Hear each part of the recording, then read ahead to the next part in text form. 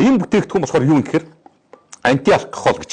Казахстанд үйлдвэрлэгдэж байгаа, Алматид үйлдвэрлэгдэж байгаа. За энэ дэлхийн маш олон улс орн руу гарчихсан. Монголчууд та нарт юу байгаа юм бэ? Эний чинь шийдэл гэдэг одоо зориулаад үйлдвэрлэсэн юм шиг ийм бүтээгдэхүүн байгаа юм. Үндсэн орц бүтээгдэхүүний онцлог нь юу юм гэхээр пульво гумины комплекс гэж.